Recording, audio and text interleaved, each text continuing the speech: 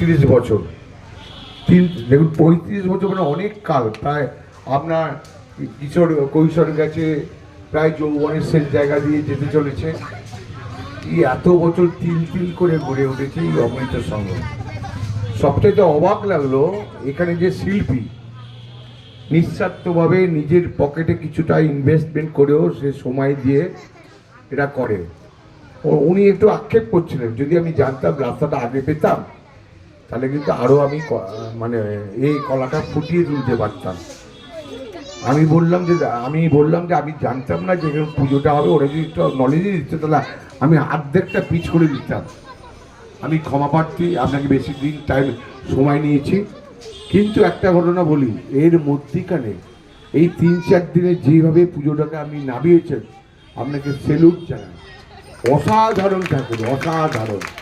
মানে প্যান্ডেলের সঙ্গে ঠাকুরের না, এটা বাংলার যে কৃষ্টি, মানে আমি একটা বলছি, আজকে আমরা যে কোনো কারণেও রাজ্য সরকারের বিভিন্ন মেলা হয়, বাংলার মানুষের যে হাতের কাজ আপনি ভাবাই যায় না।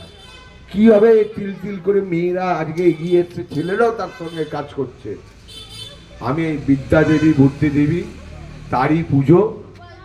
আমার একটা জিনিস শিখেছি, আমার অমৃত সিংয়ের ধরুন কেউ ক্লাব সেক্রেটারি, তাকে একজন এসে বললো তোমার গাড়িটা খুব পছন্দ, তুমি ওকে দেবে। তার মন মায়া, সে বলে নে তো আমার গাড়িটা নিয়ে যা।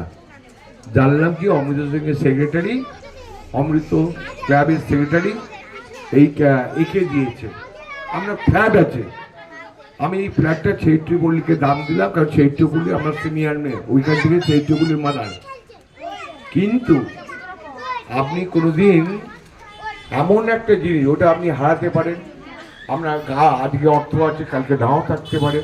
আজকে বাড়ি আছে, দেনায় আপনি বিক্রি করে দিতে পারেন। কিন্তু জ্ঞান যদি আপনার বিদ্যা যদি থাকে, যা কিছু জ্ঞান কোনোদিন আপনার কাছে কেউ কেড়ে দিতে পারবে না। তাই মা সরস্বতীর কাছে প্রার্থনা করি, মা সরস্বতী বিদ্যা দাও, বুদ্ধি দাও, সুবুদ্ধি দাও। এবং আমাদের যে কারুকার্য শিল্পী, এও কিন্তু আপনার অবদান। আজকে আমরা বলি কি লতা মঙ্গেশকর সরস্বতী বলি। আজকে বিভিন্ন শিল্পকলা, এই যে ক্রিয়েটিভ, মানে এই যে বিভিন্ন রকম কাজ করে, চেউটি বলি করে, বাদারতলা করে, নেপাল বচ্চা স্ট্রিট করে। আমরা তো আসি, এসে খালি ঠাকুরটা দর্শক। এই তিল তিল করে ছেলেদের যে অক্লান্ত পরিশ্রম, সেই পরিশ্রমের এই মূল্যায়নটা হচ্ছে এই সারা বছরের ভাবনা। আরও খারাপ লাগে, আমার দুর্ভাগ্য, আমি কিছুক্ষণ আগে বলছিলাম, আগে এশিয়ান পেন্টস 98 বা 90 দশকে ছিল কম টাকায় ভালো পুজো। এশিয়ান পেন্টস সেই জায়গা থেকে সরে গেছে। এশিয়ান পেন্টস তাদেরই দেয় কোটি কোটি টাকার পুজো। যদি দেখা যেত যে এই কম টাকায় যে কে ভালো পুজো করবে, যেমন সেই পুজোটা যদি হয়, যেমন ওয়ার্ল্ড কাপ যারা করে, যেমন দুর্গা পুজো যারা করে, এশিয়ান পেন্টস যে ওয়ার্ল্ড কাপ চ্যাম্পিয়ন যত ট্রফিই থাকুক।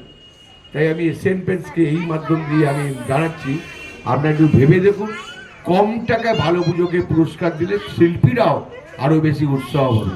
সকলকে আমার আন্তরিক অভিনন্দন, শুভেচ্ছা জানিয়ে, বিশেষ করে দিদি ভাইরা বা ভাই বোনেদের এত মিলন, মানে ভাবা যায় না।